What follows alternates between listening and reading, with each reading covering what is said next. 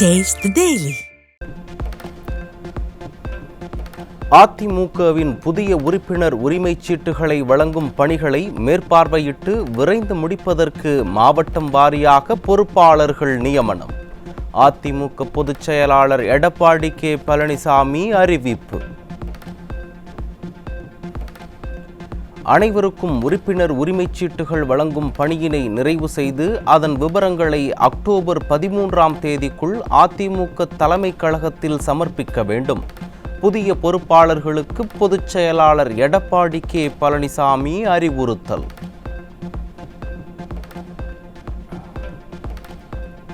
புரட்சித் தலைவர் எம்ஜிஆர் மாளிகையில் தகவல் தொழில்நுட்ப பிரிவு டிஜிட்டல் விளம்பர பலகையை அதிமுக பொதுச் செயலாளர் எடப்பாடி கே பழனிசாமி திறந்து வைத்தார். அதிமுக முன்னாள் அமைச்சர்கள் மற்றும் கழக நிர்வாகிகள் ஏராளமானோர் பங்கேற்பு. தகவல் தொழில்நுட்பத்தை பயன்படுத்தி திமுகவினர் பொய்யான பிரச்சாரங்களை இளைஞர்கள் மத்தியிலும் பொதுமக்கள் மத்தியிலும் பரப்பி வருகின்றனர். அதிமுக தகவல் தொழில்நுட்ப நிர்வாகிகள் கூட்டத்தில் அதிமுக பொதுச் செயலாளர் எடப்பாடி கே பழனிசாமி பேச்சு. உடல்நலம் பாதிக்கப்பட்டு மருத்துவமனையில் அனுமதிக்கப்பட்டுள்ள நடிகர் ரஜினிகாந்த் பூரண நலம் பெற்று வீடு திரும்ப வேண்டும். ரஜினிகாந்த் பூரண நலமடைய எல்லாம் வல்ல இறைவனை வேண்டுவதாக அதிமுக பொதுச் செயலாளர் எடப்பாடி கே பழனிசாமி அறிக்கை. தமிழகத்தில் காவல் நிலைய மரணங்கள் தொடர்கதையாகிவிட்ட நிலையில் வாரிசுக்கு முடிசூட்டுவதில் மட்டும் கவனம் செலுத்தும் பொம்மை முதல்வர் ஸ்டாலினுக்கு அதிமுக பொதுச் செயலாளர் எடப்பாடி கே பழனிசாமி கண்டனம். திருச்சி மத்திய சிறையில் உயிரிழந்த திராவிடமணியின் குடும்பத்தாருக்கு இழப்பீடு வழங்கவும் மரணம் குறித்த உண்மை காரணத்தை கண்டறிந்து தொடர்புள்ளோர் மீது உரிய நடவடிக்கை எடுக்கவும் வலியுறுத்தல். தாதா சாஹேப் பால்கே நடிகர் சிவாஜி கணேசன் திரைத்துறையில் சாதித்த சாதனைகளையும் அவர்தம் தமிழ் பற்றையும் போற்றி வணங்குகிறேன். நடிகர் திலகம் சிவாஜி கணேசனின் 97வது பிறந்த நாளையொட்டி அதிமுக பொதுச் செயலாளர் எடப்பாடி கே பழனிசாமி புகழாரம். திருவண்ணாமலை மாவட்டம் தண்டராம்பட்டு அருகே உயிரிழந்த பட்டியல் சமூக பெண்ணின் சடலத்தை ஊருக்குள் எடுத்து செல்ல எதிர்ப்பு. காவல்துறையினரே பொதுவெளியில் சடலத்தை எடுத்து செல்லக்கூடாது என கூறியதால் பட்டியல் சமூக மக்கள் அதிர்ச்சி.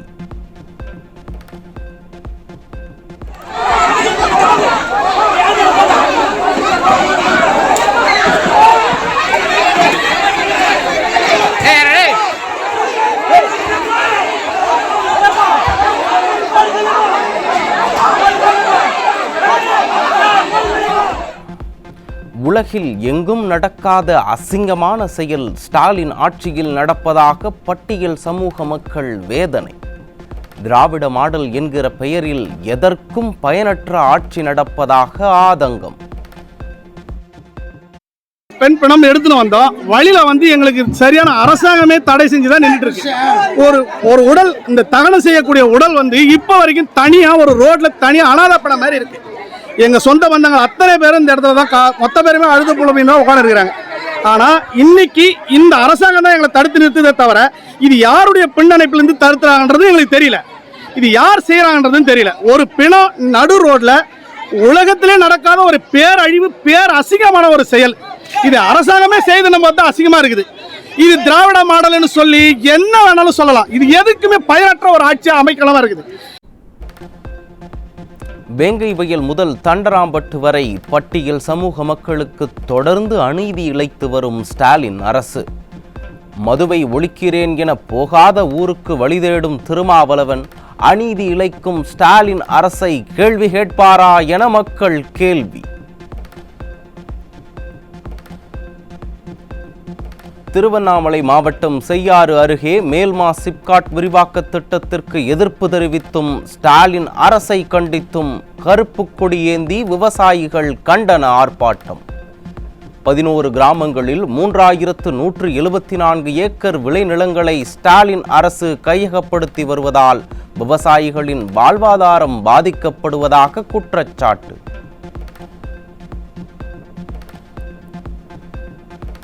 சென்னை அண்ணாநகர் பகுதியில் 10 வயது சிறுமி பாலியல் வன்கொடுமைக்கு ஆளாக்கப்பட்ட வழக்கை சிபிஐ விசாரிக்க சென்னை உயர்நீதிமன்றம் உத்தரவு.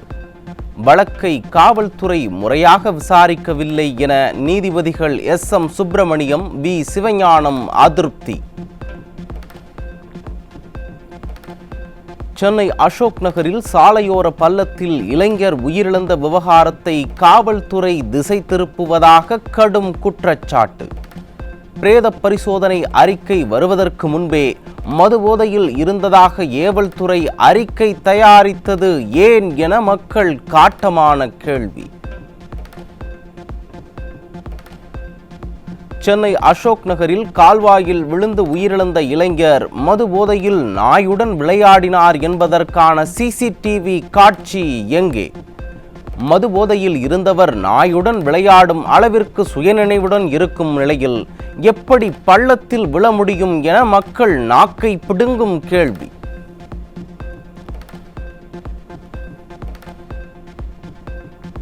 திறந்த நிலையில் உள்ள மழைநீர் வடிகால் பள்ளங்களில் தடுப்பு அமைக்கவும் முறையாக மூடவும் சென்னை மாநகராட்சி உத்தரவு. உயிர்பலி ஏற்பட்ட பின் நடவடிக்கை எடுப்பதால் கண்கட்ட பின் சூரிய நமஸ்காரமா என மேயர் பிரியாவிற்கு மக்கள் கேள்வி.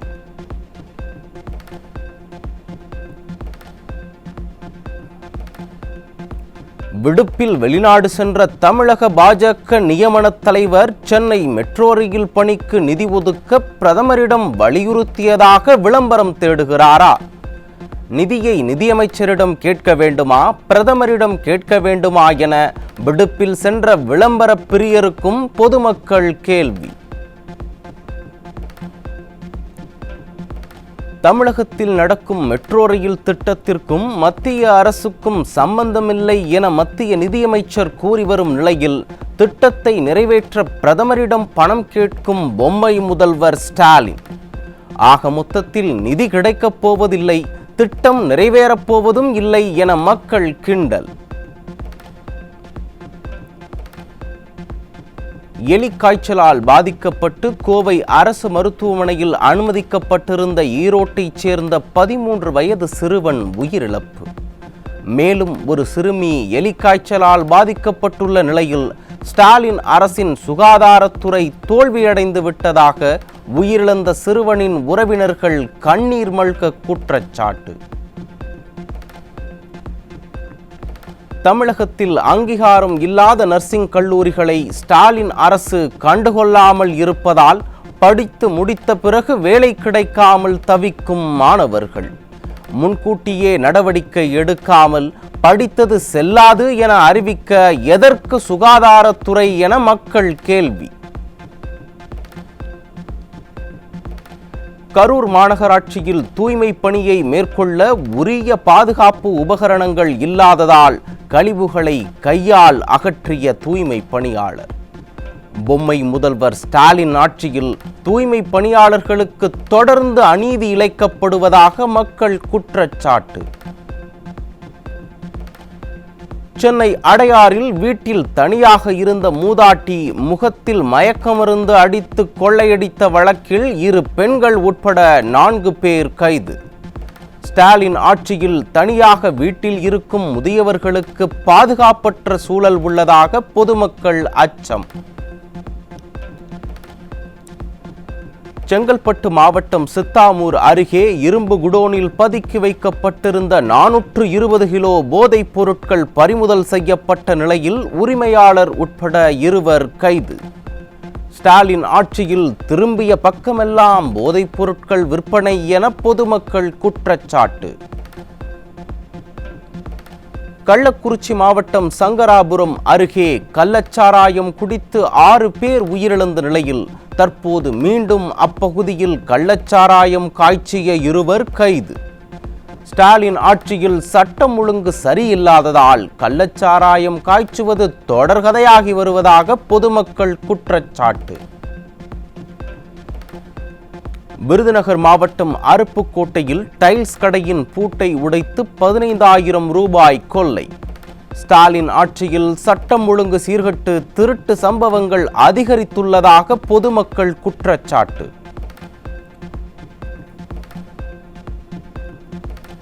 தருமபுரி மாவட்டம் மாரண்ட அள்ளியில் கஞ்சா விற்பனை செய்த கூலி தொழிலாளி கைது. ஸ்டாலின் ஆட்சியில் குடிசை தொழில் வரை போதைப்பொருள் விற்பனை நடுவருவாக பொதுமக்கள் ஆவேசம்.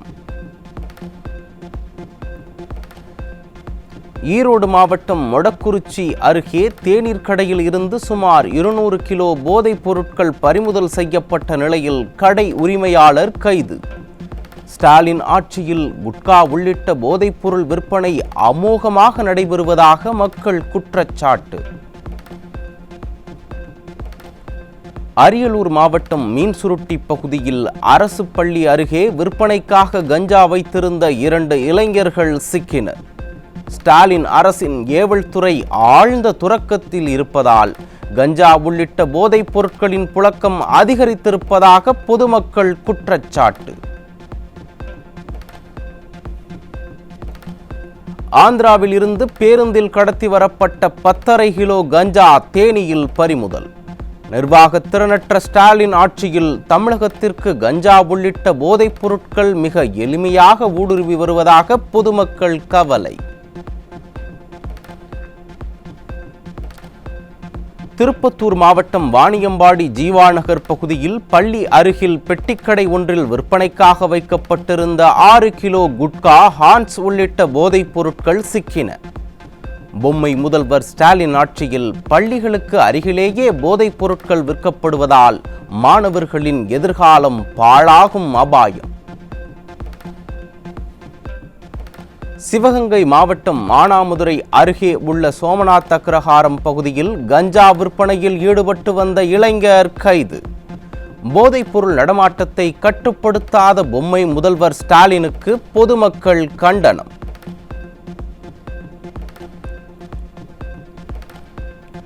தென்காசி மாவட்டம் சிவகிரி தாலுகாவிற்கு உட்பட்ட தெற்கு சத்திரத்தில் தனியார் நிலத்திற்கு மின் இணைப்பு வழங்க 35,000 ரூபாய் லஞ்சம் வாங்கிய உதவி செயற்பொறியாளர் உட்பட 2 கைது.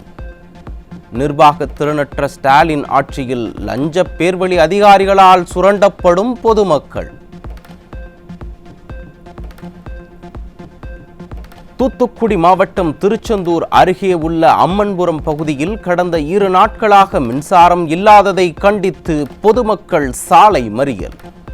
நிர்வாக திறனற்ற ஸ்டாலின் ஆட்சியில் மின்வாரிய அதிகாரிகள் மெத்தன போக்குடன் செயல்படுவதால் இருளில் மூழ்கி அவதியடைந்ததாக பொதுமக்கள் குற்றச்சாட்டு. சிவகங்கை மாவட்ட வட்டார போக்குவரத்து அலுவலகத்தில் லஞ்ச ஒழிப்புத்துறையினர் நடத்திய சோதனையில் கணக்கில் வராத 3,36,000 ரூபாய் பணம் சிக்கியது. திறனற்ற ஸ்டாலின் ஆட்சியில் அரசு அதிகாரிகள் லஞ்சத்திலேயே திளைத்து இருப்பதாக பொதுமக்கள் புகார். தேனியில் கல்வித்துறையில் வேலை வாங்கித் தருவதாக கூறி பலரிடம் 1,11,00,000 ரூபாய் மோசடி. நீண்ட காலமாக மோசடி வேலையில் ஈடுபட்ட பெண் பிடிபட்டார். மலேசியாவிலிருந்து சென்னைக்கு விமானத்தில் கடத்தி வரப்பட்ட சுமார் 5,000 நட்சத்திர ஆமைகள் பறிமுதல்.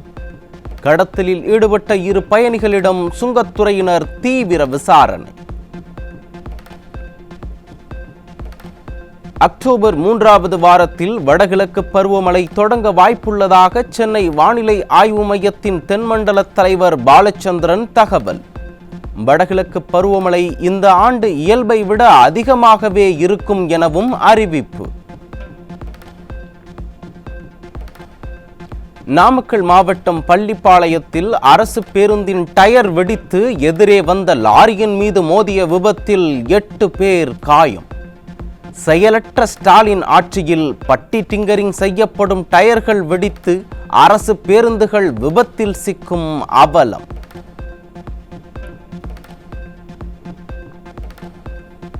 சேலம் மாவட்டம் மல்லூர் அருகே நிகழ்ந்த சாலை விபத்தில் ஒரே குடும்பத்தைச் சேர்ந்த 3 பேர் உயிரிழப்பு. தேசிய நெடுஞ்சாலையை கடக்க முயன்றபோது பின்னால் வந்த லாரி மோதியதில் சம்பவ இடத்திலேயே பரிதாபமாக பலி. ராமநாதபுரம் மாவட்ட ஆட்சியர் அலுவலகத்தை காலி குடங்களுடன் முற்றுகையிட்ட பொதுமக்கள். புதுக்குடி கிராமத்தில் கழிவுநீர் கலந்த குடிநீரை குடித்து உயிர் வாழும் அவல நிலை நீடிப்பதாக கூறி ஆட்சியரிடம் முறையீடு. மேட்டூர் அணை உபரிநீர் கால்வாயில் கலக்கும் ரசாயன கழிவுகள் மற்றும் காற்றில் பறக்கும் ரசாயன நுரையால் பொதுமக்கள் கடும் அவதி. மேட்டூர் சிட்கோ தொழில்பேட்டையில் செயல்பட்டு வரும் நூற்றுக்கணக்கான ரசாயன தொழிற்சாலைகள் அட்டூழியம் செய்வதாக மக்கள் குற்றச்சாட்டு.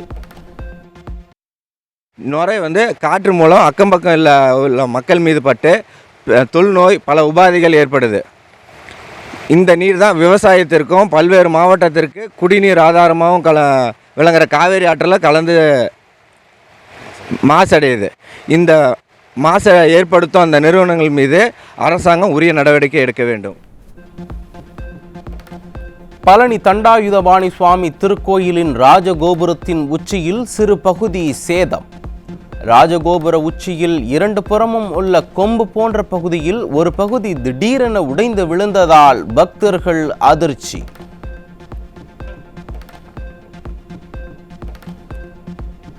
செங்கம் அருகே உள்ள குப்பநத்தம் நீர்த்தேக்கத்தில் இருந்து இரவோடு இரவாக உபரி நீர் திறக்கப்பட்டதால் பொதுமக்கள் மற்றும் விவசாயிகள் அதிர்ச்சி. ஏற்கனவே முன்னறிவிப்பு இல்லாமல் நீர் திறக்கப்பட்டதால் 2 குழந்தைகள் உயிரிழந்த நிலையில் மீண்டும் பேராபத்து ஏற்படும் அபாயம் உள்ளதாக மக்கள் புகார். கொடைக்கானலில் மழைக்கு பின் ரம்மியமாக காட்சியளித்த பசுமையான மலை முகடுகள். படர்ந்து காணப்பட்ட மேகக்கூட்டங்களை ஆர்வத்துடன் கண்டு ரசித்த சுற்றுலா பயணிகள். இந்தியர்களில் 31% பேர் அதிக இரத்த கொழுப்பு பாதிப்பு உடையவர்களாக இருப்பதாக ஆய்வில் அதிர்ச்சி தகவல். இரத்தம் கொழுப்பு அதிகமாக உள்ளவர்களில் கேரள மாநிலத்தவர் 63%-உடன் முதலிடம். ஜம்மு காஷ்மீரில் நடைபெற்ற 3வது கட்ட தேர்தலில் 68.72% வாக்குகள் பதிவானதாக தேர்தல் ஆணையம் தகவல். பதிவான வாக்குகள் வரும் 8ஆம் தேதி எண்ணப்பட்டு முடிவுகள் அறிவிக்கப்பட உள்ளன. இந்திய துணைக்கண்டம் யுரேசியாவுடன் மோதியதன் காரணமாக ஆண்டுக்கு ஆண்டு தனது உயரத்தை அதிகரித்து வரும் எவரெஸ்ட் சிகரம். எவரெஸ்டின் தற்போதைய உயரம் 8848 மீட்டராக உள்ளது என்று ஆராய்ச்சியாளர்கள் தகவல். ஜப்பானில் இறந்தவர்களின் உடலை எரித்த சாம்பலில் கிடைக்கும் தங்கம், வெள்ளி, பிளாட்டினம், பலேடியம் மற்றும் பல மதிப்புமிக்க உலோகங்கள். கடந்த 5 ஆண்டுகளில் 88 முக்கிய நகரங்களில் சடலங்களின் சாம்பலில் இருந்து கிடைத்த உலோகங்கள் மூலம் சுமார் 375 கோடி ரூபாய் வருவாய் ஈட்டியதாக தகவல். சுற்றுச்சூழலை மாசுபடுத்தும் நிலக்கரி மின் உற்பத்தி நிலையங்களை மூடிய பிரிட்டன் அரசு. லண்டனில் நிலக்கரி மூலம் மின் உற்பத்தி செய்யும் கடைசி மின் உற்பத்தி நிலையத்திற்கு திங்களன்று மூடுவிழா.